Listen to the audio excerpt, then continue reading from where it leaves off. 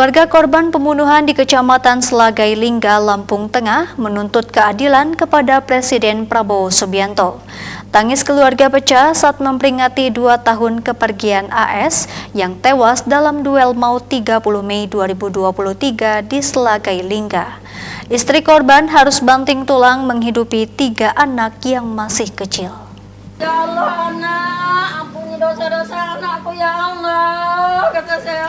AS tewas dalam usia 30 tahun dengan luka bacok di tangan kiri dan luka tusuk tembus paru-paru saat duel maut dengan RA 30 Mei 2023 lalu di belakang kantor Polsek Selagai Lingga. Sunawati, ibu kandung AS, menangis saat mengenang peristiwa mengenaskan kematian AS 2 tahun lalu. Hingga saat ini pihak keluarga tidak mengetahui perkembangan kasus tersebut. Sejak ditinggal pergi anaknya, Sunawati tiba-tiba menangis saat mengingat mendiang AS. Ia teringat masa-masa saat AS mengatakan akan menggantikannya bekerja untuk mencukupi kebutuhan hidup. Sunawati sudah mengikhlaskan kepergian anaknya. Namun tanpa sadar ia kerap meneteskan air mata saat mengingat kematian sang putra yang mengenaskan. Saya minta keadilan anak saya. Sedih, saya dikit duit saya simpen. Kalau untuk ada orang pergi ke Kapolres ngurus anak saya, ternyata nggak ada kesimpulan sampai hari ini. Dari mana pelakunya kami nggak tahu. Mohon bantu ibu ini. Dia itu tanya aja sama anak saya, dia 2 tahun ini, tanggal tahunnya nggak ngerti. Pokoknya udah 2 tahun.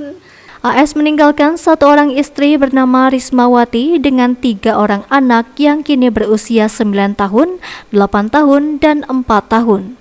Kini sang istri Rismawati menjadi orang tua tunggal yang harus banting tulang bekerja serabutan untuk 3 anaknya. Rismawati sempat putus harapan karena bingung bagaimana membesarkan ketiga anaknya tanpa sosok suami. Semenjak kematian AS, Rismawati bekerja serabutan berdagang ke pasar dan jual beras keliling kampung.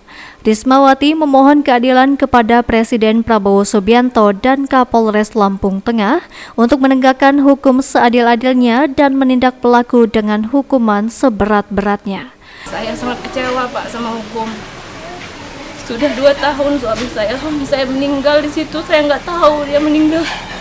Saya ngelihat dia udah kering, darah pun udah ada nggak di badannya Pak. Anak saya ini setiap hari tanya, Bunda, mana ayah, Bunda kepada apa, yang mau saya jawab Pak. Anak saya yang 2 ini nangis kalau mau pergi pagi sekolah, minta dianterin ayah. Saya nggak bisa apa-apa, saya bilang ayah udah nggak ada nak. Edi Suranto, Miswan Roni, Sigar TV melaporkan.